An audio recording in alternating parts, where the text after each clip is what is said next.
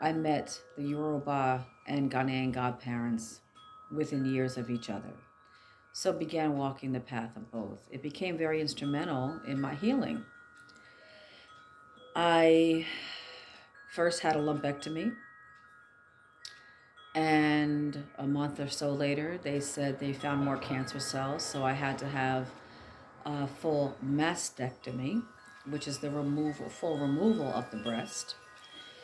I think it's important to show the importance of uh, bravery around this, because if something is uh, wrong in your body, it's very good to address it. And some of that involves a combination of supernatural and spiritual things, as well as what the doctors are saying. And that's a fine line that everyone has to balance for themselves. I realized that the removal of the breast was one thing, but the changing of my inner thoughts, my focus on what was important in this world, as well as my own determination to live, is what really pushed me forward into knowing and accepting the call of being a priestess and one that understands a lot about traditional healing techniques and herbs that can heal the body, as well as meditations and other things, and also just saying yes to your calling. So I come to you on this day just in the most raw form to show you that it is the truth of my story, that whatever we're diagnosed with, it is a calling into your higher self. It is a calling into your self that perhaps needs to go a little deeper, perhaps needs to pray a little longer, perhaps needs to understand more about the earth, perhaps needs to say yes to a calling that you had ignored, which was my case, perhaps needs to say yes for the healing of your lineage, perhaps needs to say yes to a calling because herbs will be needed for the future, because people may begin to have some repercussions from some of the vaccines and other things that people have taken. So, yes, medicine people rise up. Yes, medicine people hear the call. Yes, medicine people say yes, please, because we need you. All hands on deck right now. Mother Earth speaks. All the mothers speak. Mami Wata speaks. Yemaya, Oya, Oba, Oshun. Nana Ese, Obatampa, uh, Isis. I mean, there's so many mothers. My goodness. Kali. All the mothers are speaking. Daughters, sons, rise up. Take your baton. We all need you. This earth needs medicine. This earth needs medicine keepers. And this earth needs truthful people. Don't deceive the people. Mm, not good. Mm-mm. We cannot deceive the people. We have to be as truthful as we possibly can be to heal all the things within.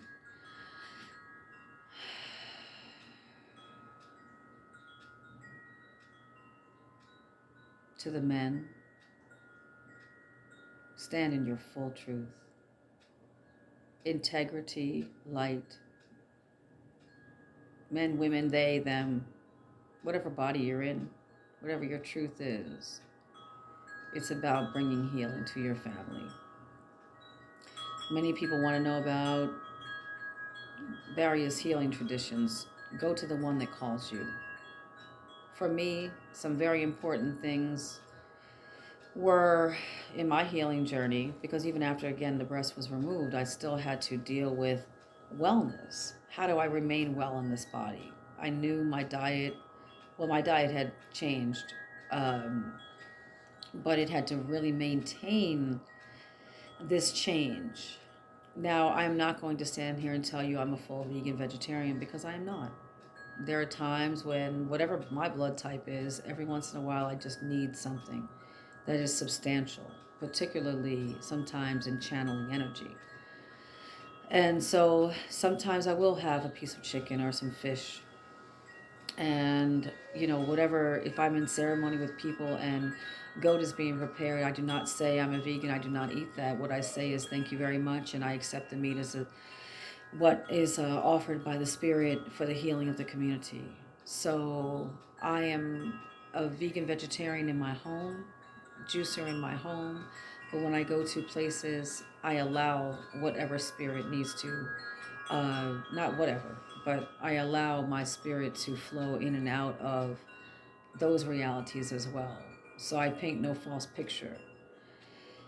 However, in the first 10 years of my diagnosis, and even now, I remain very strict in my knowledge that what we put inside of our bodies does matter.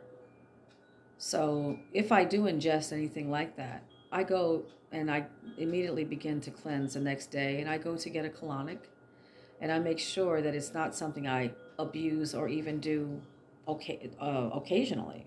It's just, well, what's the word? It's just something I choose to do every once in a while. And I make peace with that when it enters my body, and make peace with that as it exits my body.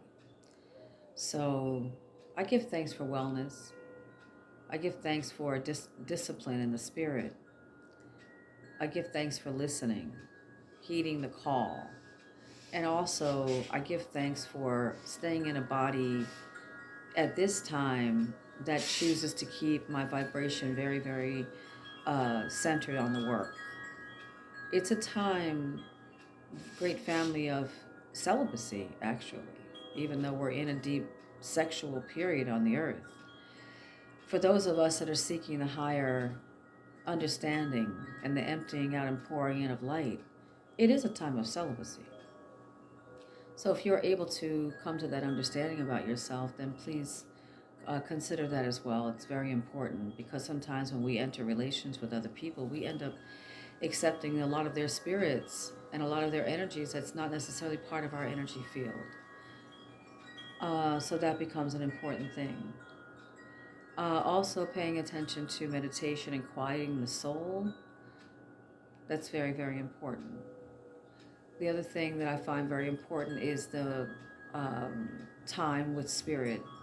If you need to understand more about the healing energy of forgiveness, the healing energy of baptisms and being rebirthed, then spend more time at the water. Speaking to the water spirits, Mami Yemaya, Mami Wata, and all the water spirits that are in the ocean, salt water. If you need to understand more about your power, your balance, the way you call in money, the way you understand how you move in the world, in business, then, and if you want to understand more about heart healing and bringing in that soft spirit, that's also a warrior that can defend herself, of course, but bringing in a softer spirit, because it just is better for us.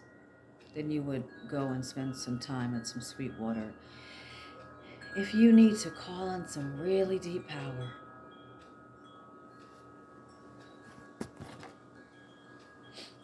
the power of transformation to move you from one place to another, then you might spend time on a windy day and talk to Mama Oya.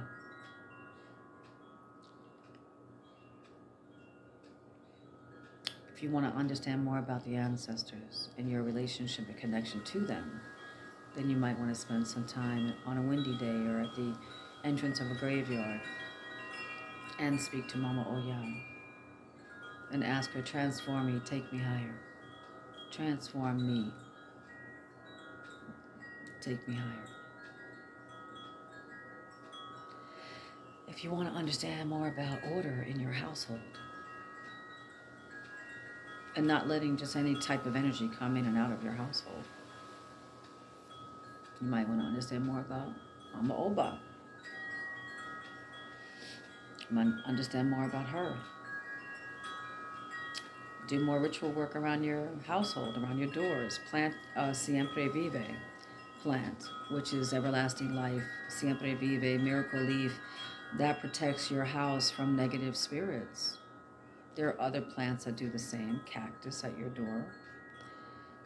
And fortify your house. Don't take it for granted. Just make sure that you fortify it every day. Call in light spirits. I ask you to bless my house. Put a pitcher of water by your door and pour libation every day at your door. I have a pitcher. It's by the door now, but it's a white pitcher, ceramic pitcher, and I pour libation at the door, water my plants, and call my ancestors into my home to fortify my house. So don't take those things for granted. Oshun, Oya, Oba, Yemaya, Mami Wata. Am I forgetting anybody? Oh, Nana Esse, and the Ghanaian system, guardian of babies. You need fertility, you need healing. Ladies dealing with fibroids, call in the mothers and ask them to heal your belly. Nana Esse. Heal. You see them, right? Nana Esse. Come and heal us. Bring us fertility where we need it. Bring us healing in our womb areas when we need it. Show us how to care for our village, but also care for ourselves. Show us that fine balance. Great auntie, great mother, Nana Esse. Now we must talk about Asasiya, my dear mother behind me. I love her very much. Asasiya. Asasiya, Mother Earth.